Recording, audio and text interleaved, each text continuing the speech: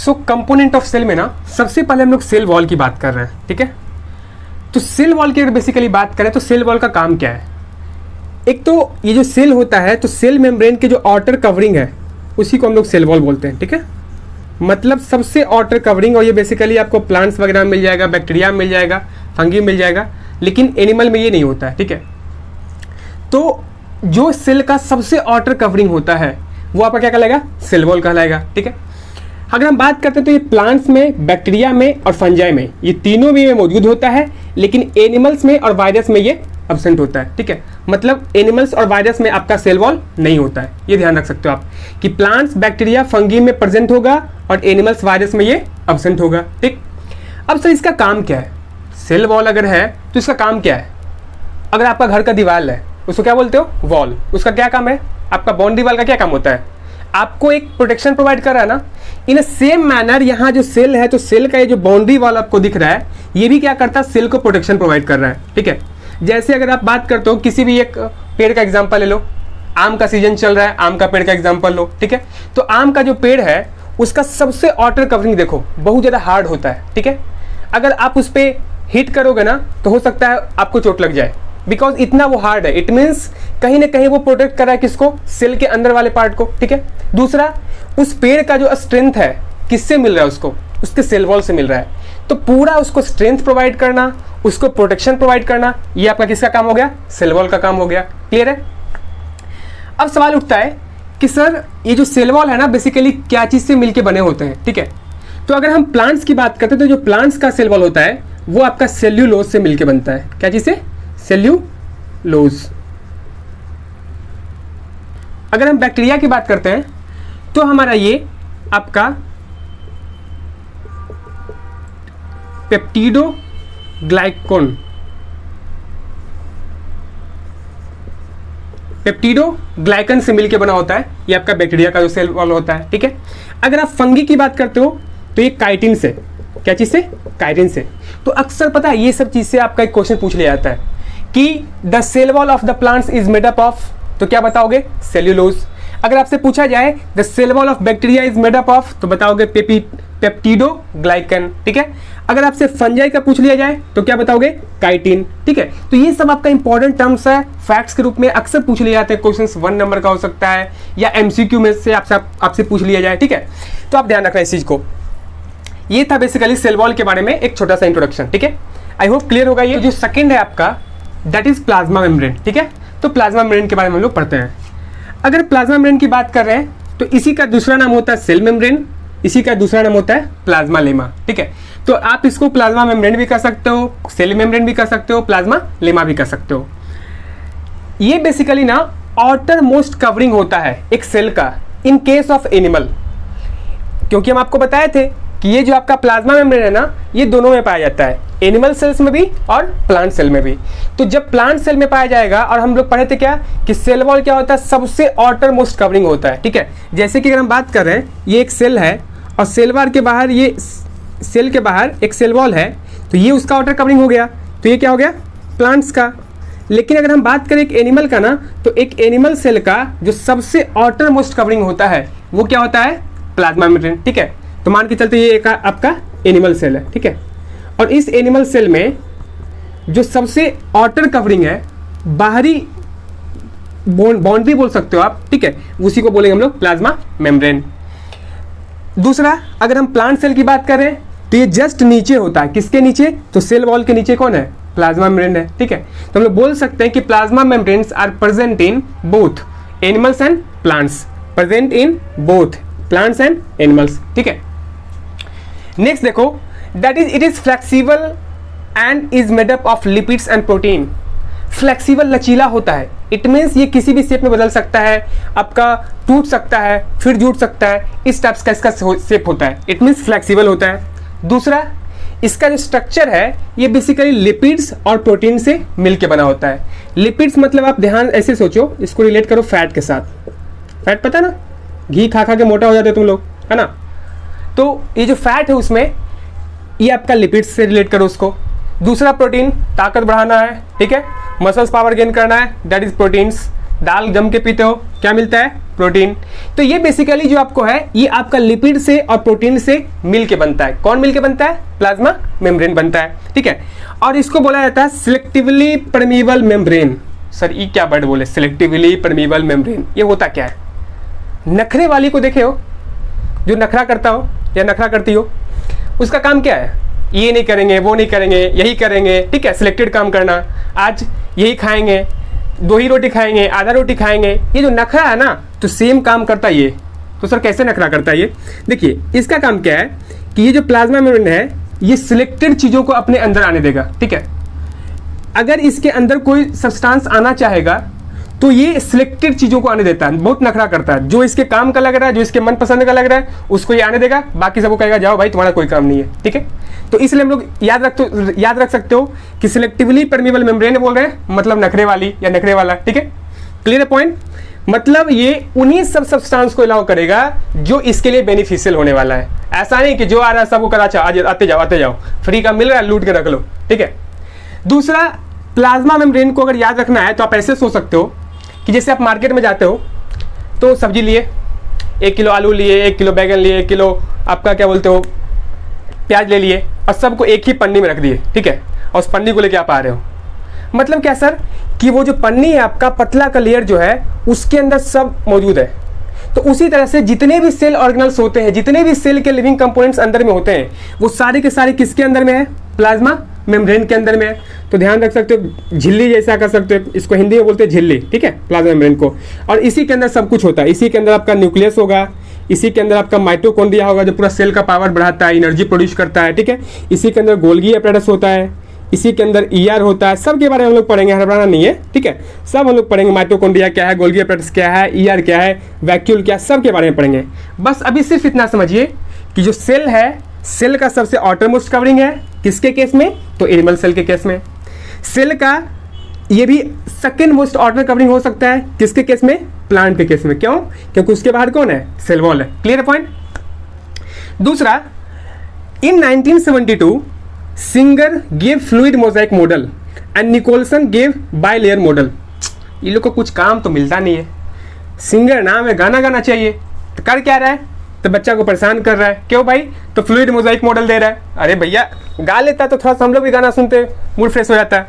चलिए कोई बात नहीं। देखिए सो अगर सिंगर की बात कर रहे हैं तो सिंगर ना फ्लूइड मोजाइक मॉडल दिए, मतलब प्लाज्मा मेम्ब्रेन के बारे में स्टडी किए, बताए कि इसका मॉडल ऐसा है, ठीक है।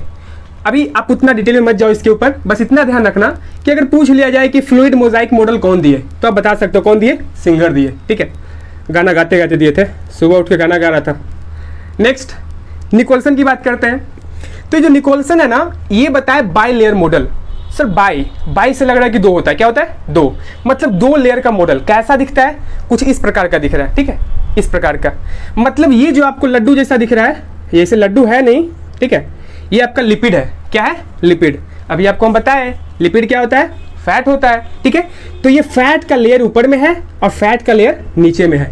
तो कितना लेयर है? 2। तो 2 से क्या हो गया? बाई। तो इसको क्या बोल सकते हैं? बाई लेयर, ठीक है। तो ये 2 लेयर के बीच में कौन फंसा हुआ भाई? तो प्रोटीन। कौन है?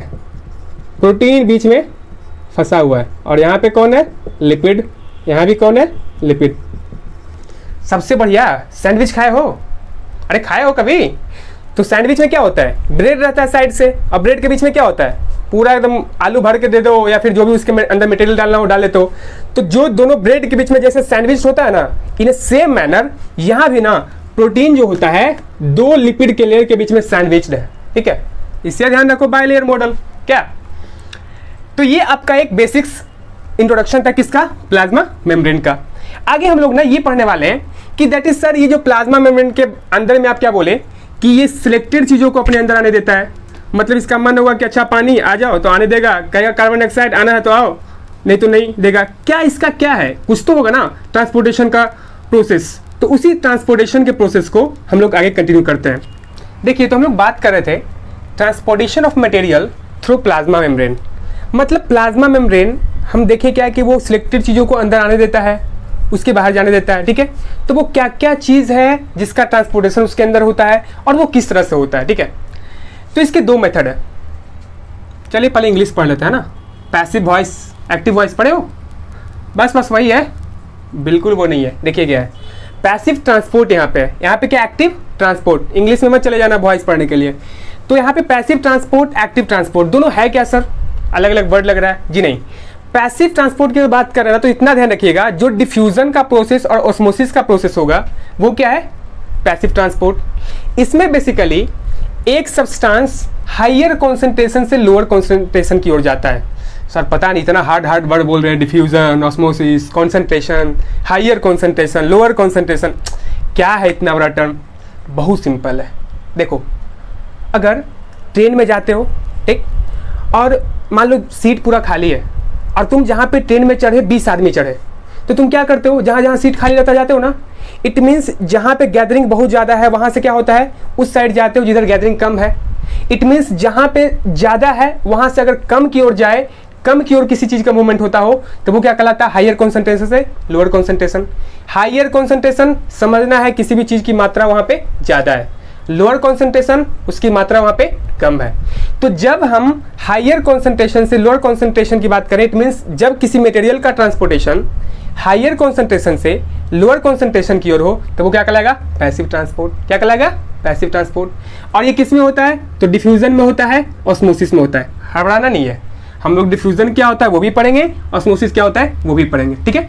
बस अब ये ध्यान रखिए कि पैसिव ट्रांसपोर्ट में हायर कॉन्सेंट्रेशन से लोअर कॉन्सेंट्रेशन, जैसे कि देखो ये डिब्बा आपका, इसके अंदर बहुत ज़्यादा मटेरियल है, ये पानी भर दिए, पानी का लेवल क्या है, ज़्यादा, और अगर हम एक होल कर दें इस साइड वाले कंपार्टमेंट में डिब्बा के, तो पता चलेगा क्या, ये जो पानी का मूवमेंट है ना इस साइड होना शुरू हो जाएगा।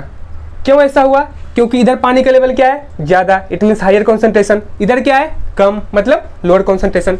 तो हाई से लो अगर जाएगा तो वो क्या कहलाएगा, पैसिव ट्रांसपोर्ट। और ये जो ट्रांसपोर्टेशन होता है ना वो क्या होता है, उसका मूवमेंट स्लो मूवमेंट होता है। कैसा होता है, स्लो मूवमेंट होगा इसका, ठीक है।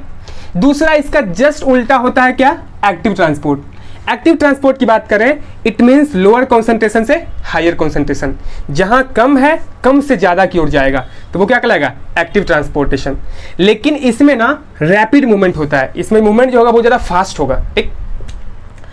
दूसरा अगर हम बात करें पैसिव ट्रांसपोर्ट में, तो हम लोग देखिए एक वर्ड है डिफ्यूजन, एक है ऑस्मोसिस, तो उसको हम लोग एक एक करके पढ़ते हैं, ठीक है। इससे पहले एक चीज और समझ लीजिए कि अगर हम पैसिव ट्रांसपोर्ट की बात कर रहे हैं तो इसमें no energy required, no energy required, ठीक है। जब हायर कॉन्सेंट्रेशन से कोई सब्सटेंस लोअर कॉन्सेंट्रेशन में जाएगा तो ज़्यादा एनर्जी की जरूरत नहीं है, ठीक है। लेकिन अगर हम बात करें एक्टिव ट्रांसपोर्ट की, तो जब लोअर से हायर में जाएगा तो वहाँ पे रैपिड मूवमेंट होगा, इसलिए इसको एनर्जी चाहिए। तो there is a need of energy in active transport. मतलब अगर उस सेल के अंदर एनर्जी अगर मिल रहा है उसको, तब तो वो ट्रांसपोर्ट कर पाएगा, अगर नहीं मिल रहा तो नहीं कर पाएगा। लेकिन पैसिव ट्रांसपोर्ट में कोई जरूरत नहीं है, भैया तुम हमको एनर्जी दो तो भी भला, नहीं दो तो भी भला, हम तो जाएंगे, ठीक है। ये किसका काम है, पैसिव ट्रांसपोर्ट का। तो देखिए डिफ्यूजन क्या होता है, ऑस्मोसिस क्या होता है। अगर हम डिफ्यूजन की बात करें तो ध्यान से देखना, एक एक करके वर्ड बाय वर्ड पढ़ना है, समझना है चीज़ों को आराम आराम से, ठीक है। नहीं समझ में आया दोबारा देखो, दोबारा सुनो, बट समझना है। That is diffusion, movement of solute, that is solid, liquid, gas. Solid भी हो सकता है, लिक्विड भी हो सकता है, गैस भी हो सकता है, ठीक है।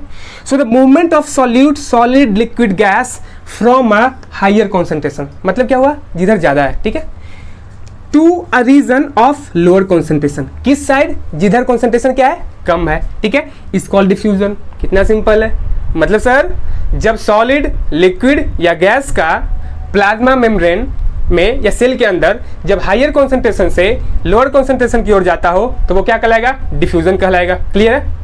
नहीं सर क्लियर तो अभी नहीं है, थोड़ा बहुत अभी भी कंफ्यूजन है जो बचा हुआ है। कैसे सॉल्व होगा, देखिए ये अपना जाना पहचाना वो सेल गोल है ना, देखने में तो लग रहा है आपका अर्थ जैसा है, उतना बड़ा नहीं है, छोटा है। तो देखो ये जो आपका सेल है ना, अगर इस साइड में बहुत ज़्यादा कोई सब्सटेंस है, ठीक है, इस साइड ज़्यादा है और अंदर में गिन के 5 भाई पांडव, ठीक है, तो भैया यहाँ पे क्या होगा, हम पढ़े कि डिफ्यूजन में क्या होता है, हायर कॉन्सेंट्रेशन से लोअर कॉन्सेंट्रेशन होता है ना, मतलब इधर से कहाँ जाएगा, इधर जाएगा, तो क्या कहलाएगा, डिफ्यूजन। मतलब सेल के बाहर से अगर सेल के अंदर जा रहा है, इट मीन्स हायर कॉन्सेंट्रेशन से अगर लोअर कॉन्सेंट्रेशन में जा रहा है तो क्या कहलाएगा, डिफ्यूजन कहलाएगा। क्लियर है पॉइंट, क्लियर है। नेक्स्ट, लेकिन सर उसका क्या, अगर एक ऐसा सिचुएशन रहे और जहां पे सेल के इस साइड में ना 4-5 भाई पांडव है और इधर 100 भाई कौरव है, तब क्या करोगे, तब क्या होगा सर। इस बार भी वही कॉन्सेप्ट रहेगा, कुछ अलग नहीं है। हम बस इसमें सिर्फ इतना पढ़े कि movement of solid liquid gas from a higher concentration to lower concentration. मतलब सर जी यहाँ से अगर यहाँ चला जाएगा सेल के अंदर भी तो क्या कहलाएगा, डिफ्यूजन कहलाएगा। मतलब साफ शब्द में बोले तो सिर्फ इतना समझना है कि जब सेल के बाहर से अंदर जाए या सेल के अंदर से ही अंदर जाए, अगर वो हायर कॉन्सेंट्रेशन से लोअर कॉन्सेंट्रेशन की ओर जा रहा है तो वो डिफ्यूजन ही कहलाएगा। क्या कहलाएगा, डिफ्यूजन कहलाएगा। ठीक है, क्लियर पॉइंट। नेक्स्ट हम लोग बात करें ऑस्मोसिस की। उससे पहले एक चीज और देखिए, अगर डिफ्यूजन की बात करें ना तो मान के चलते कार्बन डाइऑक्साइड की ऑक्सीजन का एग्जांपल दे सकते हो आप। ये आपका ऑक्सीजन है और अंदर जाना चाहता है, क्योंकि अंदर में जो आपका सेल है ना उसको क्या चाहिए, ऑक्सीजन। आपका बॉडी पूरा सांस ले लेके एकदम भर लिया है और ऑक्सीजन आपके पास बहुत मात्रा में है, और सेल जो है अंदर में बेचारा को ऑक्सीजन चाहिए, ऑक्सीजन तुम दे ही नहीं रहे हो, तो क्या करेगा, इधर है हायर कॉन्सेंट्रेशन, इधर है लोअर कॉन्सेंट्रेशन, कहेगा आ जाओ ये प्रभु, सबको बटोर लेगा अंदर में। तो वही हो गया आपका क्या, ट्रांसपोर्टेशन। किसका ट्रांसपोर्टेशन, ऑक्सीजन का ट्रांसपोर्टेशन। कहाँ से कहाँ, हायर कॉन्सेंट्रेशन से लोअर कॉन्सेंट्रेशन। नेक्स्ट देखिए हम बात कर रहे हैं ऑस्मोसिस की, इसको भी ध्यान से सुनिए। The movement of solvent, solvent क्या होता है, जिसमें कोई भी चीज़ घुल जाए वो सॉल्वेंट है। ठीक है, जैसे पानी चीनी मिला के घोल के कटाकट मार लेते हो शरबत बना के, है ना। दूसरा वाटर, मतलब या तो वो सॉल्वेंट या तो वो वाटर, पानी या तो वो सॉल्वेंट या तो वो वाटर, कहाँ जाए, वही हायर कॉन्सेंट्रेशन से lower concentration. H for higher concentration, L for lower concentration. तो जब मूवमेंट होगा सॉल्वेंट का या वाटर का हायर कॉन्सेंट्रेशन से lower concentration through a semi permeable membrane. Sir ये तो वही आ गया नखरे वाली, याद है ना, सिलेक्टेड चीजों को अंदर जाने देता है। हम इसमें क्या कहीं देखे थे, सेमी परमीबल मेम्ब्रेन नहीं, मतलब डिफ्यूजन में कोई भी सेमी परमीबल मेम्ब्रेन की जरूरत नहीं है, क्योंकि यहाँ भी सेमी परमीबल मेम्ब्रेन था तब भी चला गया, यहाँ पे कोई सेमी परमीबल मेम्ब्रेन नहीं है तब भी चला गया। तो ये दोनों केस में आप बोल सकते हो किसका है, डिफ्यूजन का है। ठीक है, लेकिन साफ शब्द में हमको यहाँ बोल दिया है कि अगर हम बात करें ऑस्मोसिस की तो ऑस्मोसिस में हमको क्या चाहिए, सेमी परमीबल मेम्ब्रेन जो नखरा करती हो, है ना। मतलब सर ये जो अगर है तो अगर बाहर में मान लिया जाए हायर कॉन्सेंट्रेशन है, ठीक है, बाहर में अगर हायर कॉन्सेंट्रेशन है, पानी का मात्रा ज़्यादा है, और ये अगर अंदर जाना चाहता है, ये अगर अंदर जाना चाहता, अंदर मान लो कॉन्सेंट्रेशन क्या है, कम, तो ये जो मूवमेंट होगा ना एक सेमी परमीबल मेम्ब्रेन के थ्रू, ये क्या कहलाएगा, यही कहलाएगा आपका ऑस्मोसिस। मतलब ऑस्मोसिस क्लियर है। इसमें भी उतना ही होता है कि हायर कॉन्सेंट्रेशन से लोअर कॉन्सेंट्रेशन में जाएगा, लेकिन यहाँ पे जरूरत किसकी है, सेमी परमीबल मेम्ब्रेन की। लेकिन डिफ्यूजन में कोई भी सेमी परमीबल मेम्ब्रेन की जरूरत नहीं है। क्लियर है पॉइंट। देखिए अब ये जो आपका ऑस्मोसिस है ना, दो टाइप का होता है। कितने टाइप का, दो टाइप का, एकदम इजी है, याद रखना। देखो फर्स्ट की बात करें, that is Indo osmosis, Indo osmosis. Second में एक्सो ऑस्मोसिस। नाम में ही इसका कंक्लूजन है। इंडो, इन मींस क्या होता है बेसिकली अंदर, ठीक है, अंदर। तो जब अंदर की ओर मूवमेंट हो, मतलब हायर कॉन्सेंट्रेशन से लोअर कॉन्सेंट्रेशन अंदर की ओर आए तो क्या कहलाएगा, इंडोस्मोसिस। जब अंदर से बाहर की ओर जाए तो क्या कहलाएगा, एक्सोस्मोसिस। तो हम बात कर रहे थे इंडोस्मोसिस, मतलब जब सेल के अंदर ये गया सर हायर कॉन्सेंट्रेशन से लोअर कॉन्सेंट्रेशन की ओर तो क्या कहलाया, इंडोस्मोसिस। और वही मान लो अंदर में मात्रा ज़्यादा हो जाता, अंदर में मात्रा ज़्यादा हो जाता और बाहर कम होता, तो ये जो अंदर से बाहर आता ना, ये क्या कहलाएगा, एक्सोस्मोसिस। क्लियर है। तो हम लोग कह सकते हैं the movement of solvent, the movement of solvent from outside of the cell to inside the cell, it means from higher concentration to lower concentration inside the cell is called endosmosis. And the movement of the solvent from inside the cell to out of the cell, that is exosmosis through a semi permeable membrane, through a नखरे वाली membrane। ठीक है, clear point. ये था आपका transportation of material through the plasma membrane. बस ये ध्यान रखना है सर कि दो टाइप के ट्रांसपोर्ट होते हैं। पैसिव ट्रांसपोर्ट में कोई एनर्जी नहीं चाहिए, एक्टिव में एनर्जी चाहिए। इसके अंदर डिफ्यूजन और ऑस्मोसिस आता है, दोनों में हायर कॉन्सेंट्रेशन से लोअर कॉन्सेंट्रेशन की ओर मूवमेंट होगा। एक्टिव ट्रांसपोर्ट में लोअर कॉन्सेंट्रेशन से हायर कॉन्सेंट्रेशन मूवमेंट होगा। डिफ्यूजन में कोई भी सेमी परमेबल मेम्ब्रेन की जरूरत नहीं है। ऑस्मोसिस में बिल्कुल है, नखरे वाले के बिना काम नहीं चलेगा, ठीक है। इसके अंदर दो है, इंडोऑस्मोसिस, एक्सोऑस्मोसिस। क्लियर है पॉइंट? इंडोऑस्मोसिस, एक्सोऑस्मोसिस, है ना। ये था आपका ट्रांसपोर्टेशन ऑफ मटेरियल। सो उम्मीद करता हूं आप लोग समझ गए होंगे, ठीक है। सो जो आपका आगे का पार्ट बचा that is a cell organelle, ठीक है। तो सेल ऑर्गेनली के बारे में हम लोग एक एक करके कवर करेंगे। फिर आपका एक मेजर पार्ट जो न्यूक्लियोप्लाज्म है उसको भी नेक्स्ट वीडियो में लेके आएंगे। धन्यवाद, बाय बाय, टेक केयर।